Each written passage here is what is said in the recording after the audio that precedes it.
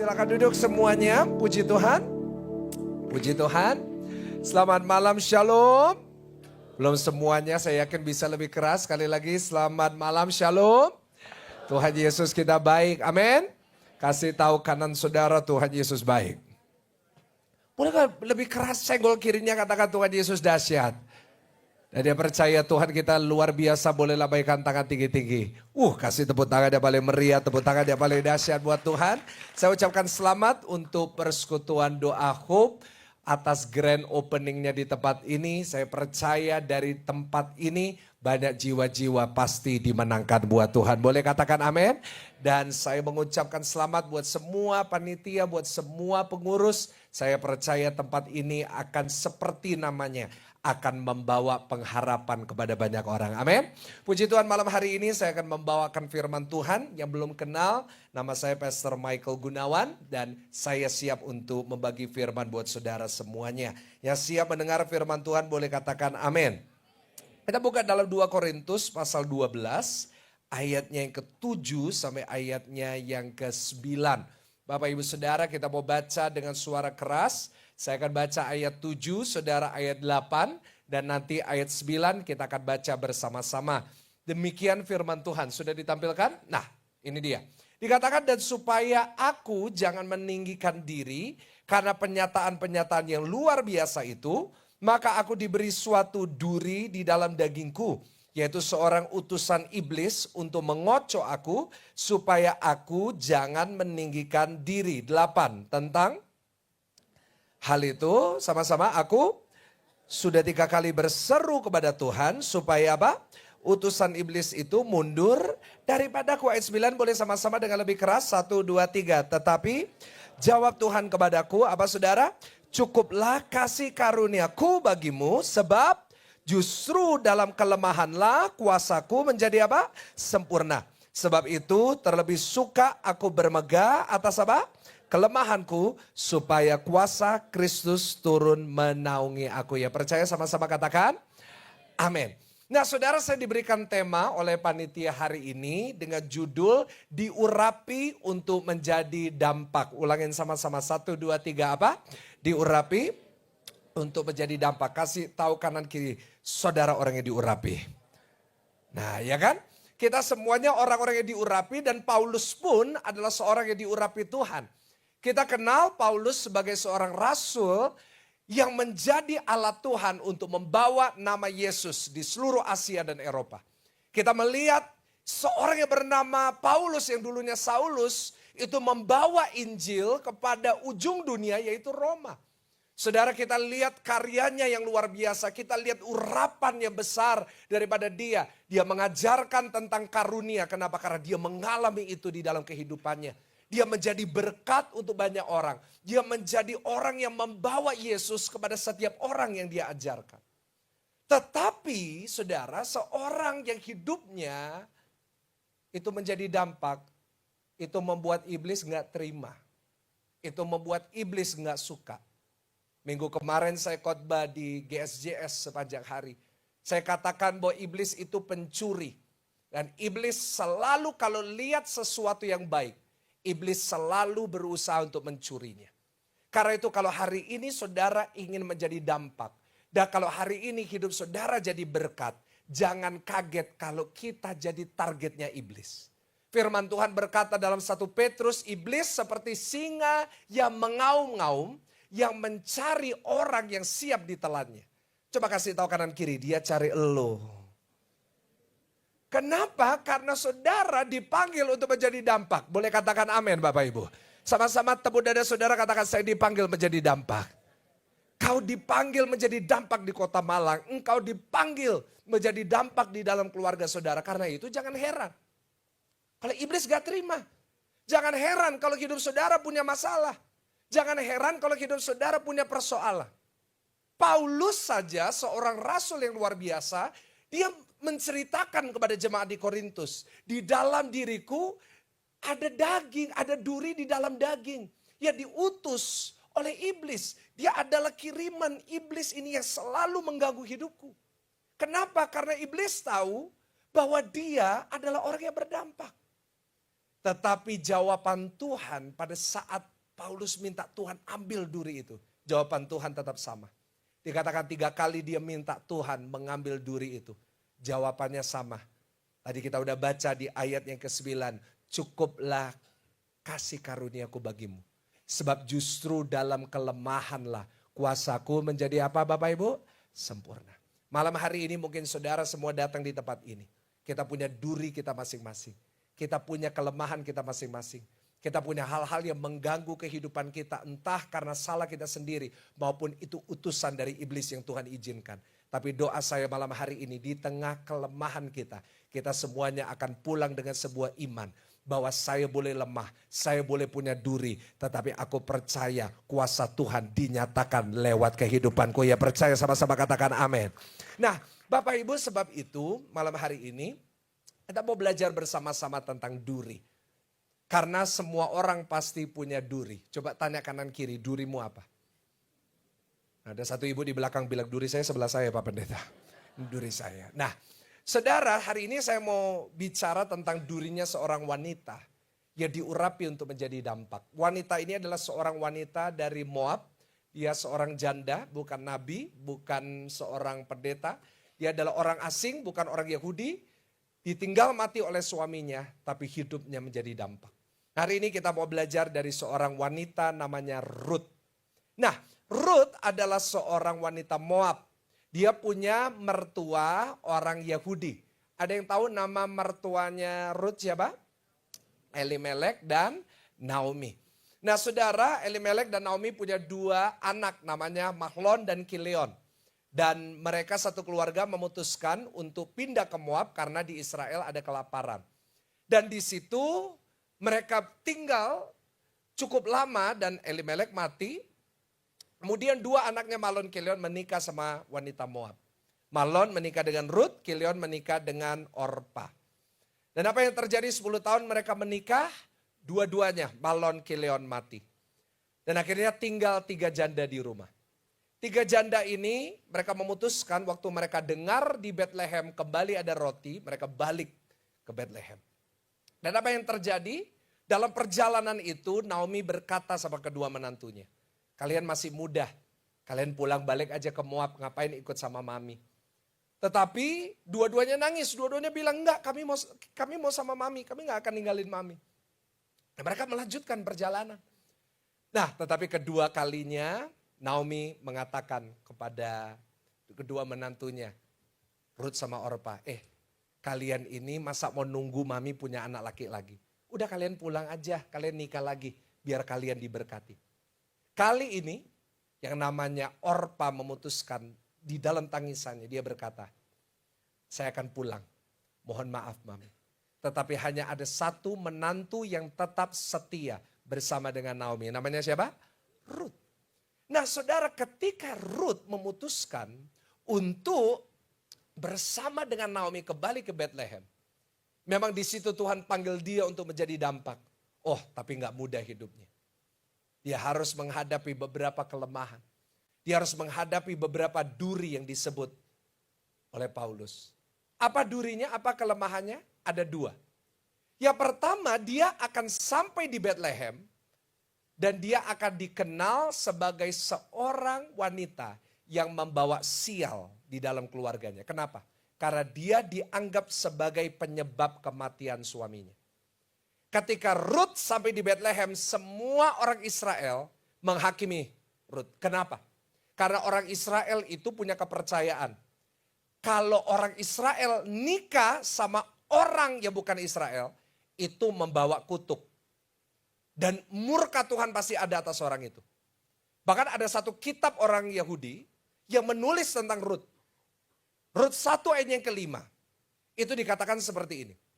Coba buka Ruth 1 ayat yang ke-5. Dikatakan dan lalu matilah juga keduanya, yakni Mahlon dan Kilion, sehingga perempuan itu kehilangan kedua anaknya dan suaminya. Penulis Yahudi ini menulis seperti ini. Yang namanya Mahlon Kilion meninggal mati karena murka Tuhan akibat pernikahan mereka sama orang Moab. Yaitu Ruth sama Orpa. Jadi bayangin saudara, Ruth sampai di Bethlehem dikenal sebagai wanita yang membawa kutuk. Dikenal sebagai wanita yang membawa sial. Dan orang Yahudi itu percaya yang gitu-gituan. Orang Yahudi itu mirip banget sama orang Cina. Kenapa? Percaya yang gitu, suka gato-gato ke saudara. Sukanya ya kayak gitu. Saya dulu sebelum married, saya didatengin sama satu ibu, dibilangin, Michael kamu anjing ya? Saya bingung.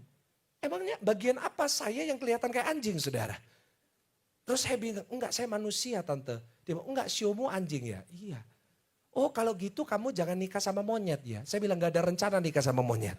Saya nikahnya sama perempuan. Dia bilang, oh jangan nikah sama monyet. Kenapa? Kalau kamu itu ya anjing nikah sama monyet. Nanti ciong. Kenapa? Karena monyet sama anjing kalau digabungkan setiap hari tanda bedes. Aduh. Saya sampai bingung. Saya gak kepikir saudara. Nah orang Cina percaya gitu-gituan. Saya juga baru tahu. Bahwa di mata orang Cina ada muka hogi gak hogi. Di sini ada gak mukanya gak hogi? Kasihan Bapak Ibu Saudara ya. Tapi jangan khawatir, di sini saya lihat dari tadi muka hogi semuanya. Nah artinya saudara percaya gitu-gituan saudara ya. Nah saudara bayangin. Dianggap pembawa sial. Jadi kemanapun Ruth pergi, diliatin sama orang. Dalam hatinya, ini nih yang bawa sial. Ini nih yang bawa kesusahan di keluarganya. Bisa gak bayangin hidup kayak gitu? Setiap hari keluar rumah dihakimin sama orang. Diliatin dari atas ke bawah, bawah ke atas. Ini nih orang yang bawa sial. Ini nih orang yang bawa malapetaka di dalam keluarganya. Karena orang ini keluarganya jadi susah. Mungkin malam hari ini kau gak perlu bayangin. Karena mungkin itulah dirimu. Kau sering dianggap sebagai pembawa sial. Kau sering dianggap sebagai orang yang membawa malapetaka. Yang nyusahin keluarga. Tapi dengar kabar baik dari Tuhan. Di dalam Tuhan gak ada kesialan. Di dalam Tuhan Yesus yang ada hanya keberuntungan dan berkat-berkat Tuhan. Yang percaya boleh katakan amin. Nah itu yang harus dihadapin sama Ruth. Nah yang kedua, dia bukan hanya dianggap sebagai pembawa sial. Tapi coba buka Ruth 1 ayatnya yang ke-20. Coba buka Ruth 1 ayat yang ke-20. Ruth 1 ayat yang ke-20. Kita baca sama-sama 1, 2, 3. Tetapi ia berkata kepada mereka, apa saudara? Janganlah sebutkan aku Naomi, sebutkanlah apa? Aku marah. Sebab yang maha kuasa telah melakukan apa saudara? Banyak yang. Nah jadi udah dianggap bawa sial. Yang kedua dia harus ngadepin mertuanya ya bukan lagi namanya Naomi. Namanya siapa saudara? Pahit. Naomi artinya menyenangkan. Marah artinya pahit. Harus menghadapi orang kepahitan setiap hari. Saudara sedih banget hidupnya ya. Keluar rumah.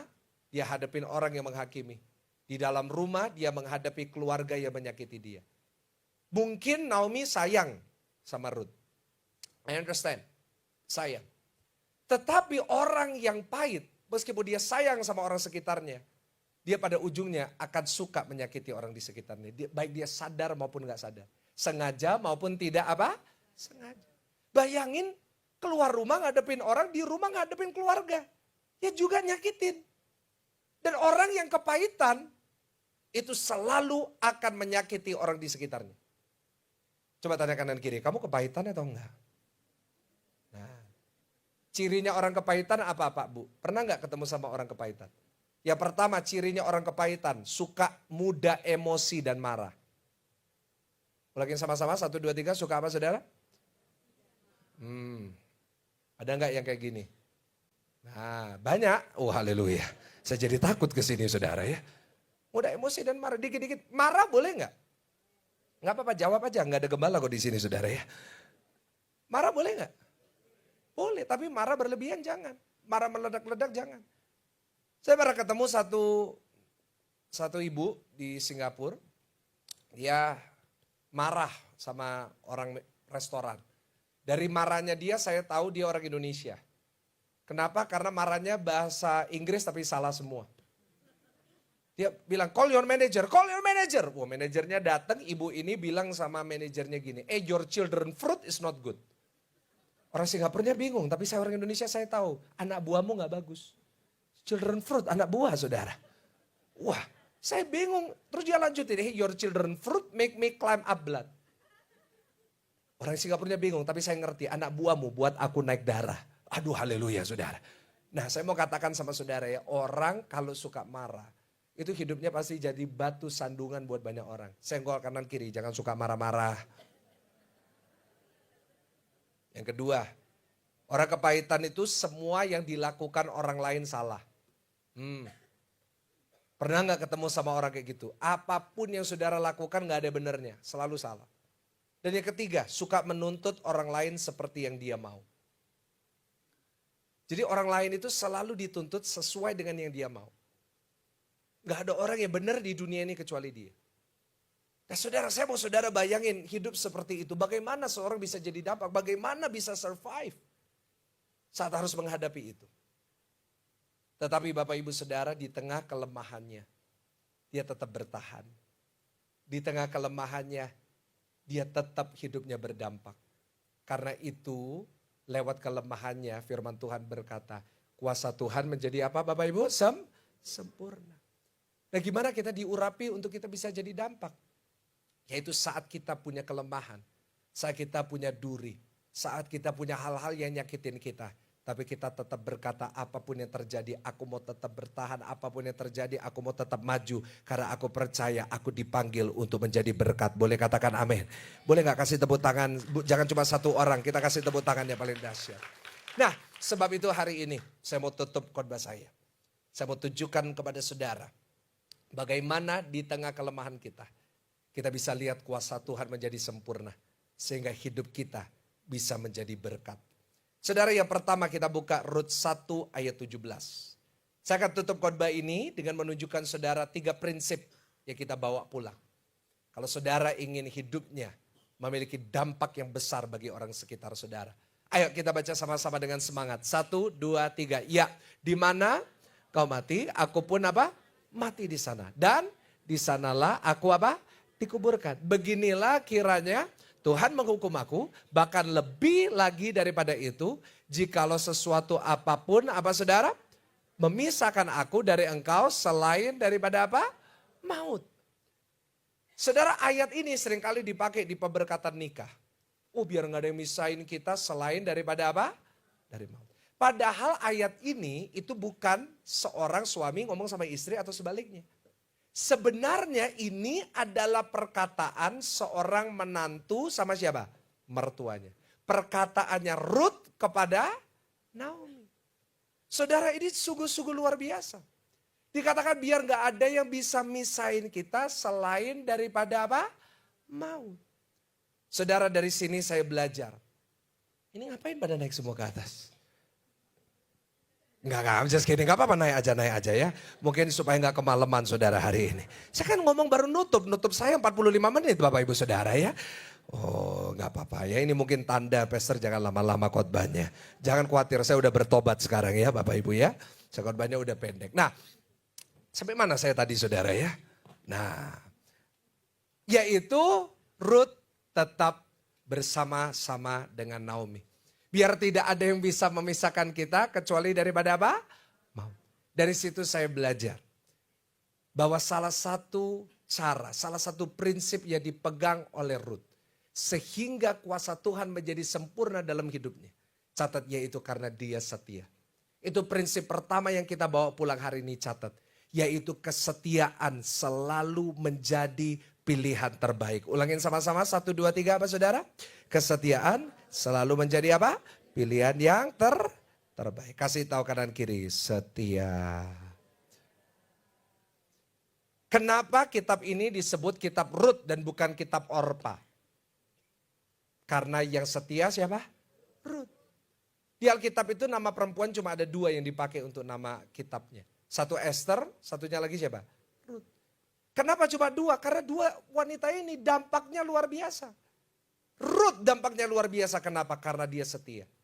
Doa saya hari ini kalau saudara mau jadi orang-orang yang berdampak. Kalau saudara mau jadi bagian dari persekutuan doa yang berdampak. Belajarlah jadi orang-orang Kristen yang setia. Yang amin cuma 2 orang. Berarti saya harus segera selesaikan khotbah ini saudara. Sekali lagi, kita harus belajar jadi orang Kristen yang setia. Amin. Ruth gak ada alasan untuk setia. 1, gak ada ikatan darah. 2, suaminya udah mati. Yang ketiga, udah disuruh nikah lagi. Jadi kurang apa coba? Udah disuruh pulang, udah diberkati lagi sama mertuanya. Udah kamu nikah lagi aja. Tapi disitulah kesetiaan diuji. Kesetiaan diuji bukan saat semuanya itu berjalan dengan baik. Saat gak ada masalah terus setia itu biasa. Tapi kesetiaan akan selalu teruji saat banyak alasan untuk gak setia. Setuju gak? Suami itu kesetiaannya diuji saat uangnya banyak. Kenapa? Banyak alasan gak setia. Dia bisa dapat perempuan semuanya. Tapi dia memutuskan untuk tetap setia. Nah itu baru setia. Begitu juga kesetiaan seorang istri diuji saat suaminya kehilangan segalanya. Karena banyak alasan untuk dia meninggalkan.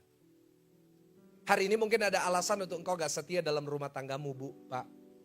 Tapi hari ini apapun alasannya itu, buat sebuah keputusan. Saya mau tetap setia apapun yang terjadi. Boleh katakan amin? Kau pelayanan di tempat ini, kau bergabung di sini, setia di sini. Yang saya hargai bukan orang yang paling pintar, yang saya hargai bukan orang yang paling punya skill paling banyak. Tapi yang saya selalu hargai adalah orang yang setia. Saya selalu cari orang, kalau saya melihat orang, yang saya lihat terlebih dahulu yang pertama adalah dia setia atau enggak. Karena itu yang langkah, Pak, Bu. Amsal 20 ayat yang ke-6 mengatakan apa? Banyak orang menyebut dirinya baik hati. Coba buka Amsal 20 ayat yang ke-6. Saya yakin semuanya pasti tahu ayat ini. Tapi kita baca aja gak apa-apa. Amsal 20 ayat yang ke-6. Banyak orang menyebut dirinya apa saudara? Orang baik banyak gak? Cuma satu yang jawab saudara. Orang baik banyak gak? Di persekutuan Dohop banyak orang baik gak? Di Malang orang baik banyak gak? Banyak. Di sini orang baik semua. Wajah saudara kelihatan wajah-wajah orang baik semua. Jadi tadi saya lihat wajah malaikat semua. Kecuali di atas mimbar. Mereka ingin saya cepat pulang saudara soalnya. Enggak bisa segini. Kasihan mereka berdiri terus. Biarin. Ih haleluya jahat banget saudara. Nah ini orang. Orang baik banyak. Banyak. Tapi saya mau tanya sama saudara. Orang setia banyak gak? Susah ya cari orang setia zaman sekarang ya. Saya tanya sama ibu-ibu. Bu cari pembantu yang setia gampang atau sulit Bu? Saya kalau lebaran WA saya penuh. Ibu-ibu yang WA. Pastor tolong doain pembantu saya pulang semua. Ada titip pesan lagi Pastor kalau kenal pembantu kenalin saya. Emang saya mah kelar pembantu Mbak Bu? Pak, cari karyawan yang setia gampang atau sulit? Sulit. Zaman sekarang baru kerja 2 bulan udah, saya overwork, saya burn out. Apa sih? Anak-anak muda, di sini saya lihat ada anak-anak muda. Cari pasangan yang setia gampang atau sulit? Gak usah keras-keras, ketahuan baru diselingkuhin ya kan? Susah. Karena itu kalau saudara setia, engkau langka di mata Tuhan. Karena itu jangan heran kalau engkau jadi orang yang setia, pasti banyak berkat-berkat Tuhan yang Tuhan siapkan untuk dirimu. Kenapa? Tuhan selalu hargain orang yang setia. Tuhan Yesus punya 12 murid. 11-nya mati martir, ngeri kematiannya. Cuma ada 1 yang matinya usia tua. Kita tahu 12 murid Yesus. Dan saya yakin di tempat ini semua hafal nama 12 murid Yesus. Ya kan? Ya jadi orang Malang kan rohani banget kan? Ya, jadi kita harus malam ini kita coba ya, kita sebut 12 murid Yesus, oke? Ayo, dalam hitungan ketiga kita sebut sama-sama. 1, 2, 3. Januari, Februari, Maret itu. 11 rasul mati ngeri. Petrus salib terbalik, Thomas salibnya X. 1 mati usia tua, siapa namanya? Yohanes. Kenapa? Dari semua murid Yesus, cuma 1 yang kembali di bawah salib Yesus. Cuma Yohanes. Karena itu dari 7 perkataan Tuhan Yesus di atas salib. Salah satunya adalah, ibu ini anakmu, anak ini ibumu. Kenapa? Karena Yohanes satu-satunya murid yang kembali kepada Yesus. Karena itu dia dibuat Tuhan spesial. Doa saya hari ini, mungkin engkau datang dengan keputusan, saya mau berhenti pelayanan.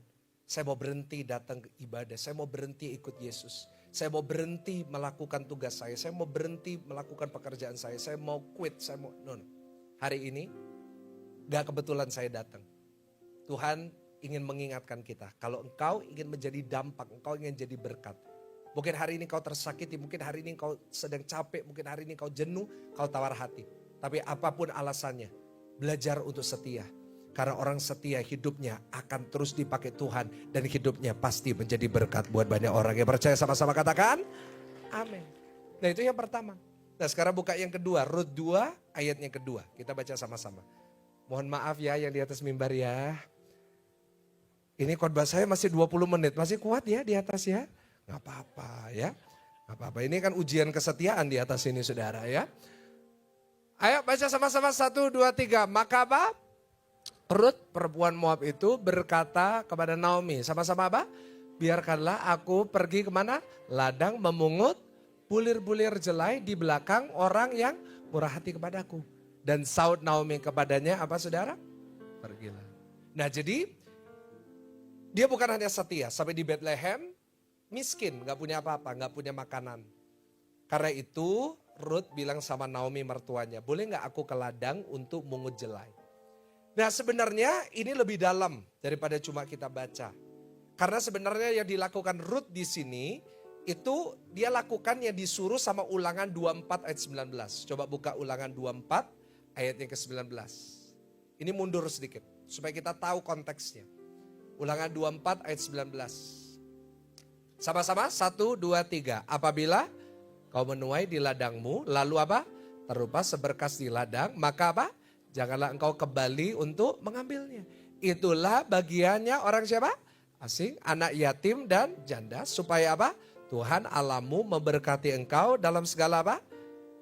Jadi peraturannya orang Israel gini.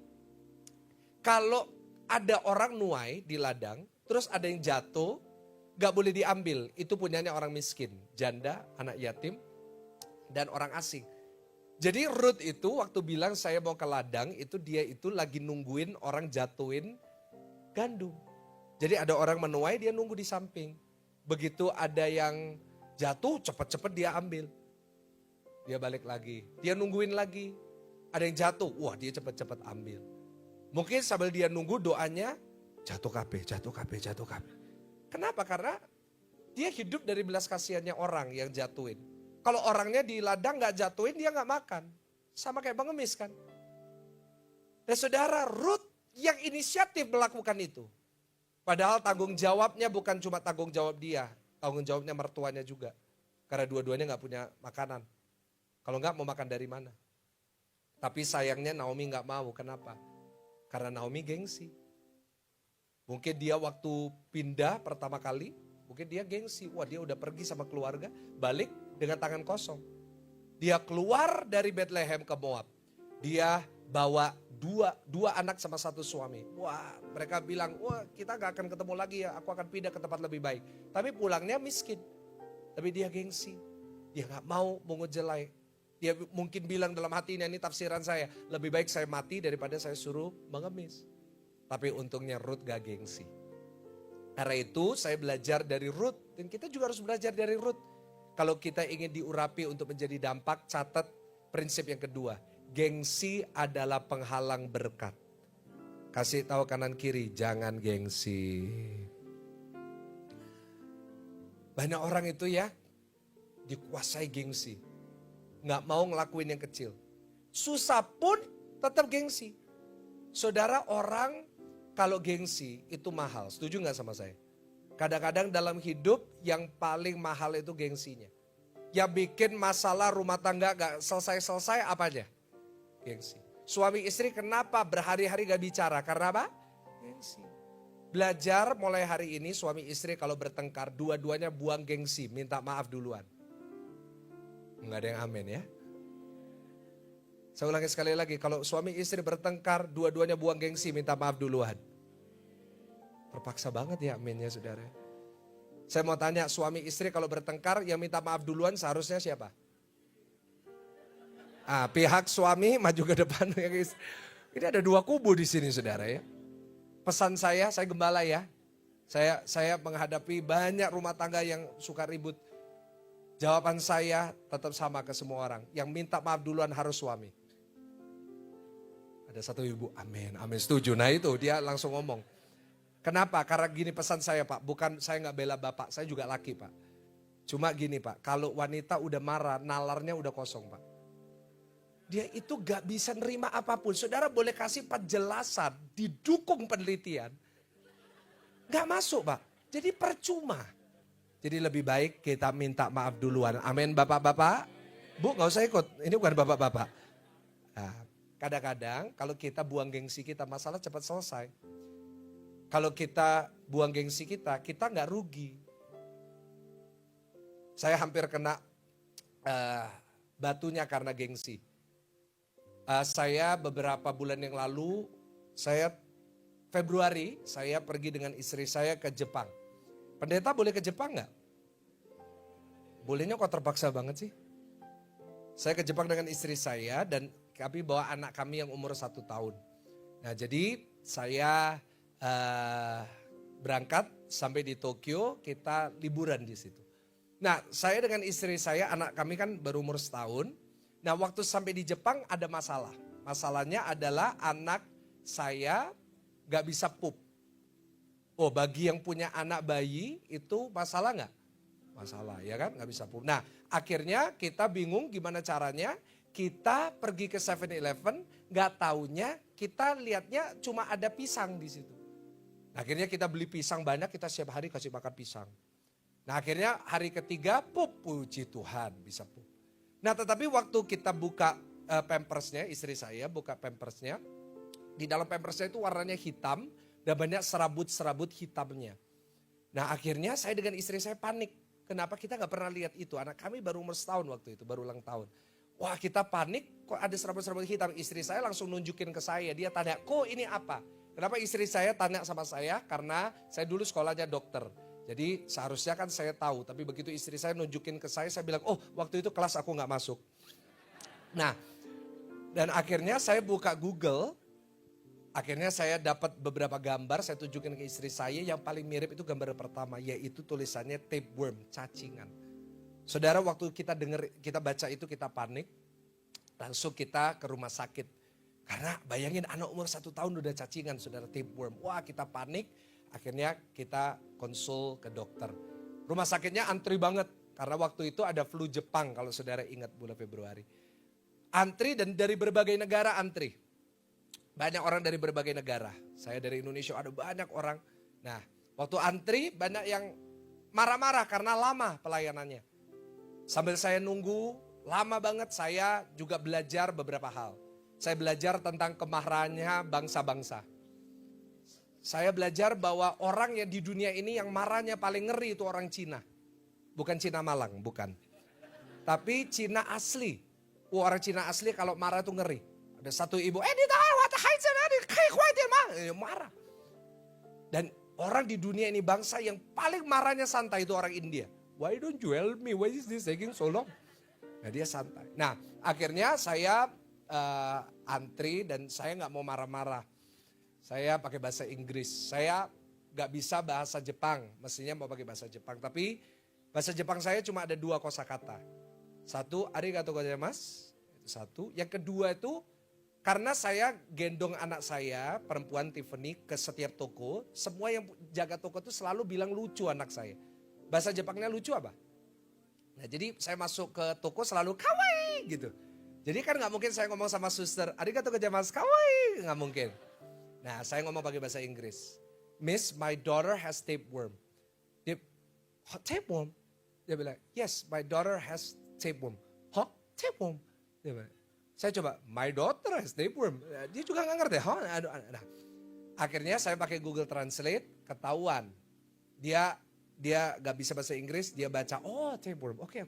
Dia telepon dokternya. Dia telepon dokternya lama, saya jadi agak kesel ya, kok lama banget pelayanannya. Akhirnya dia bilang, oke dokter oke.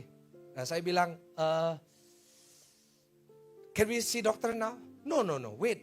Okay, wait, why should I wait? No, mister, expensive mister. Dia gak ngerti bahasa Inggris tapi ngerti expensive. Saya bilang, it's okay. Expensive, it's okay. No, mister, expensive, mister. It's okay, expensive. No, mister, expensive. Saya bilang, it's okay, I pay. Michael Gunawan kan sana. Nah terus Roh Kudus ngingetin saya, ojo I pay. Tanya dulu berapa. Dia keluarin kalkulator, saya tanya dia tunjukin 17 juta. Saya langsung bilang, arigatou gozaimasu kawaii. Saya pulang balik hotel. Saya bilang, 17 juta, saya bilang sama istri saya, anaknya pendeta pasti aman. Akhirnya kita balik hotel, kita dapat hikmat buka Halodoc. Waktu buka Halodoc kita tanya sama dokter, dokternya bilang, Pak, ini bukan cacing, ini serabutnya pisang. Bapak kebanyakan ngasih pisang, ini serabutnya keluar semuanya. Nah, saya hampir kena 17 juta karena serabutnya senggol kanan kiri, jangan gengsi. Nah, kadang-kadang ya, dalam hidup kita tuh gengsi ya. Wah, kita punya duit dikit gengsi. Punya jabatan dikit gengsi. Dikenal orang dikit udah sombong. Gak boleh ya. Kalau kau mau jadi orang yang dipakai Tuhan, mau jadi orang yang diberkati, mau jadi dampak, ayo jadi orang gak boleh gengsi. Belajar rendah apa? Rendah hati. Daud itu rendah hati. Disuruh nganter roti ke kakak-kakaknya dia mau. Wanita Sirofenisia rendah hati. Saat dia dibilang sama Yesus, tidak patut mengambil roti yang disediakan untuk anak diberikan kepada anjing. Dia rendah hati, dia bilang, aku anjing gak apa-apa, tapi aku boleh dapat remah-remahnya. Karena itu, kau mau diurapi menjadi dampak, buang gengsi, belajar rendah hati. Makin diberkati, makin dipakai Tuhan, makin lihat perkara besar, dipercaya makin banyak, makin rendah hati. Karena firman Tuhan mengajarkan kepada kita bahwa orang yang rendah hati pasti ditinggikan oleh Tuhan. Hari ini doa saya tempat ini dipakai Tuhan luar biasa. Tuhan, saya berdoa sama Tuhan tadi, oh Tuhan pakai tempat ini jadi tempat berkat. Tapi doa saya saat tempat ini jadi tempat yang semakin jadi berkat. Kau gak makin sombong. Kau gak perlu buktiin dirimu kepada siapapun. Tetap rendah hati. Tetap rendah hati. Percayalah Tuhan akan pakai engkau semakin luar biasa. Kasih tepuk tangan yang paling meriah. Tepuk tangan yang paling dahsyat. Dan yang ketiga, yang terakhir Bapak Ibu Saudara. Kita buka Rut 2 ayat yang ke-8. Rut 2 ayat yang ke-8. Rut pasal yang kedua ayat yang ke-8. Boleh ayat-ayat terakhir kita baca bersama-sama. 1, 2, 3. Ya, sesudah itu berkatalah Boas kepada Rut. Dengarlah dahulu anakku, tidak usah engkau apa? Pergi memungut jelai ke ladang lain, tidak usah juga engkau pergi apa?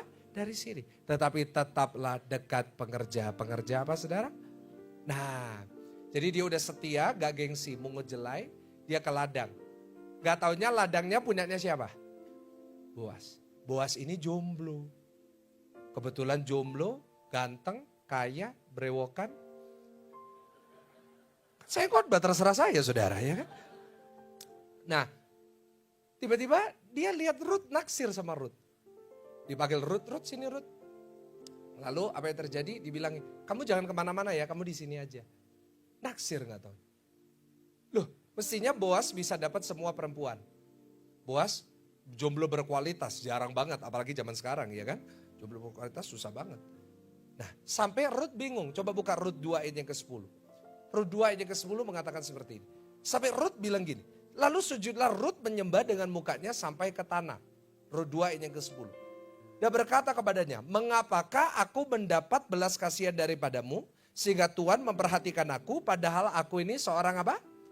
Dia bingung kenapa kok Tuhannya naksirnya sama aku, perhatiannya sama aku. Jawabannya ada di ayat 11. Ayo baca ayat 11 sama-sama dengan suara keras. Rut 2 ayat ke-11. Boas menjawab, 1, 2, 3 apa? Telah dapatkan orang kepadaku dengan lengkap segala sesuatu yang kau lakukan kepada mertuamu sesudah suamimu apa?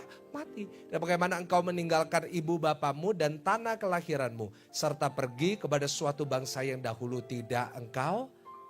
Gak taunya di saat Rut melakukan semua itu dia setia. Dia tolong mertuanya, dia kasihi mertuanya. Mungkin gak ada yang lihat.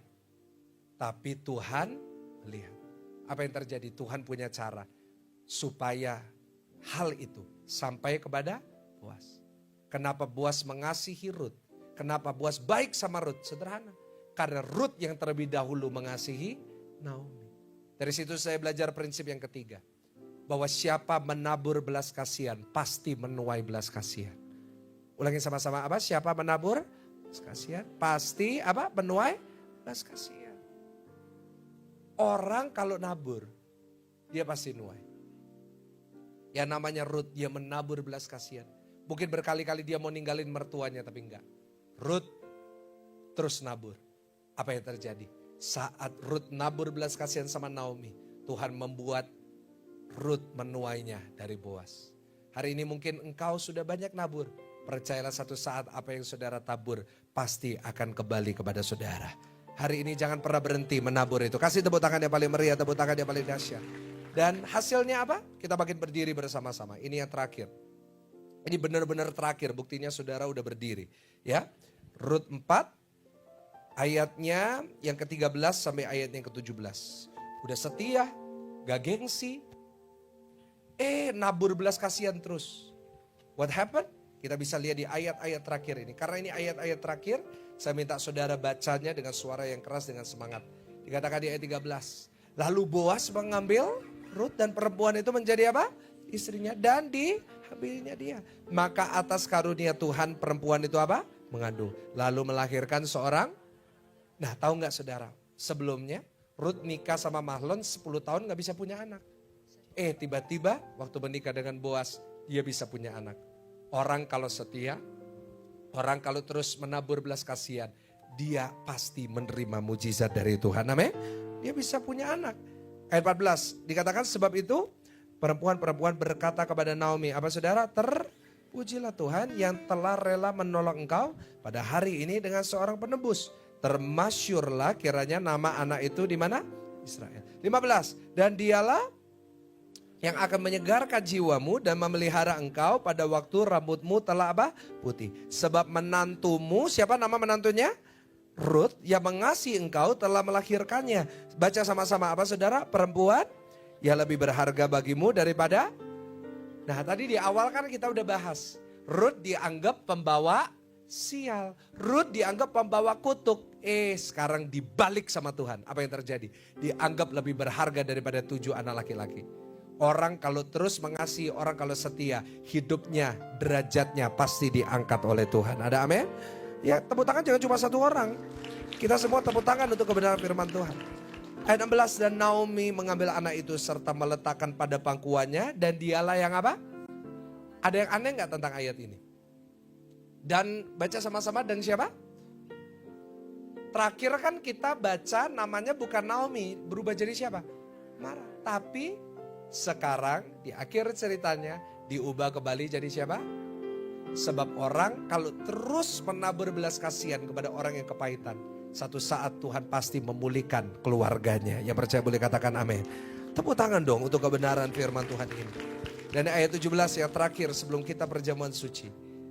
Dikatakan dan tetangga-tetangga perempuan memberi nama kepada anak itu. Katanya baca sama-sama pada Naomi. Telah lahir seorang anak laki-laki. Baca dengan lebih keras. Lalu mereka menyebutkan namanya siapa? Obed. Dialah ayah Isai, ayah apa? Pernah dengar nama Daud? Natal kita nyanyikan. Kita bahas itu, saya banyak khotbah tentang Daud. Daud jadi berkat untuk bangsa Israel. Daud jadi berkat untuk kita. Dari keturunan Daud lahirlah Tuhan Yesus. Kenapa dia bisa diurapi? Untuk menjadi dampak Daud. Karena sebelumnya ada seorang wanita Moab. Dia ditinggal sama suaminya. Dia punya banyak alasan untuk gak setia. Dia punya banyak alasan untuk dia tidak melakukan apa yang dia lakukan. Tetapi dia tetap setia, dia gak gengsi, dia terus nabur kasih. Sehingga dia bisa diurapi Tuhan untuk hidupnya menjadi dampak. Begitu juga dengan saudara. Kita semua dipanggil untuk menjadi dampak. Biar hidup kita terus menabur belas kasihan. Terus setia, lakukan yang terbaik. Maka saya percaya kita pun seperti Rut, seperti Obed, seperti Isai, dan seperti Daud. Dan tentunya seperti Tuhan Yesus. Kita semuanya akan menjadi dampak buat kota Malang dan sekitarnya. Kasih tepuk tangan yang paling meriah buat Tuhan.